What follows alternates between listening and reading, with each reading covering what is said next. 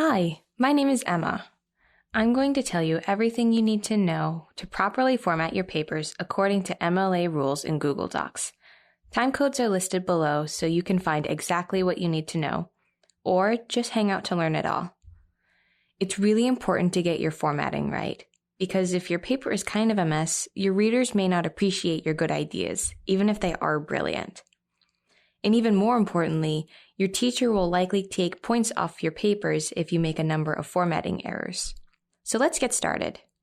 Google Docs makes it easy to use MLA format because they offer an MLA template. Let me show you how to find it. On any open Google Doc, simply click the blue paper icon in the top left corner.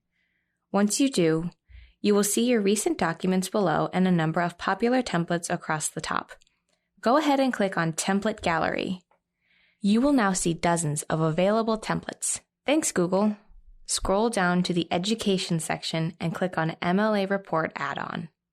Now, for the most part, you simply replace the sample dummy text with your words, and your paper is close to proper MLA formatting. Unfortunately, you have to make 3 corrections to this template to be properly formatted according to MLA. I hate to be so picky, but MLA requires certain things, and this template, as good as it is, doesn't get them all right. But don't worry, I'll show you exactly what you need to do in a moment. But first, let's talk about how to use the template. MLA requires 1-inch margins all the way around, top, bottom, left, and right, and that's exactly what we have here. If your margins ever get out of line, you can easily adjust them by left-clicking in the rulers and dragging until the correct distance shows up. MLA wants to keep everything as simple and clean as possible, so it requires you to use the same font and font size throughout your paper. The template sets you up with 12-point Times New Roman, which is perfect. You could switch your font to something else, but stay away from Courier, Arial, and any specialty scripts. These fonts all have their uses, but they don't work very well for high school or college papers. Your font size must also be uniform throughout your paper. 12-point is the norm. Be careful of playing games here. Your teacher won't appreciate you switching to some larger font size to make it appear that your paper is longer than it is. And if you pick one too small, they may not be able to read it. If you need to change the font or font size in your current text, simply highlight all the text, or even better, hit Ctrl-A on Windows or Command-A on a Mac to select all. Then pick from the available fonts and font sizes on the ribbon. Now everything is looking great. MLA does not want a separate title page, so the basic paper info goes at the top of your first page. Following the template, replace the dummy text with your name, your teacher or professor's name, and the course name and number, like Senior English or Phil 103M. The date goes on the next line. You could type the day that you wrote the paper, but it's best to give the date the paper is due, so your teacher can tell what assignment you are turning in. Make sure to write out the month. Your paper has to have a title in MLA. Your title should be descriptive of what your paper is about. Don't write something like Paper 1 or Argumentative Paper. That might make sense to you, but it won't help your reader get interested in your paper topic. Good titles really can enlighten the reader's imagination. According to MLA, you do not underline the title, write it in bold or italics, place it in quotation marks, or write the title in all capital letters. Once again, MLA likes everything clean and simple. Capitalize every word in the title, but not little words like a, and, or the, unless they are the first or last words of your title. Then you must capitalize them. The template perfectly sets up the paragraph format.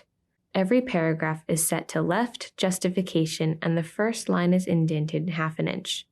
If you ever need to fix these settings, select all of the text that needs to be corrected. If you don't select all of the needed text, Google Docs will only adjust the paragraph where your cursor is located.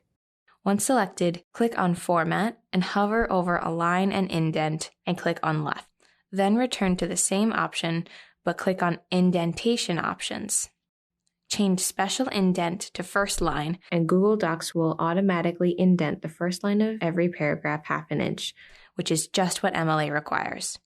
The provided template is really good, but it misses 3 important MLA rules. Again, you might think I'm being overly concerned with the details here, but on these issues, I have the high ground. First, MLA requires everything to be double-spaced. That includes the information at the top of your paper, every entry in your works cited, and every block quotation. Everything means everything. The template uses double space, but it adds a half line at the end of every paragraph, which is not what MLA wants. To fix this oversight, once again select all of the text. Then click on the line spacing icon. If you don't see the icon, click on the 3 dots to find it. Click on the icon, then click on Custom Spacing. Make sure the numbers for before and after are 0. Hit Apply. Second, MLA requires that the title goes on the line immediately below the date and immediately above your first line.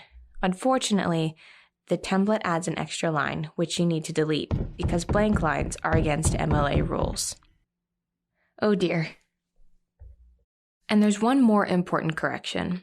The template adds a page number to every page, including the first, which is great, but MLA wants your last name next to every page number.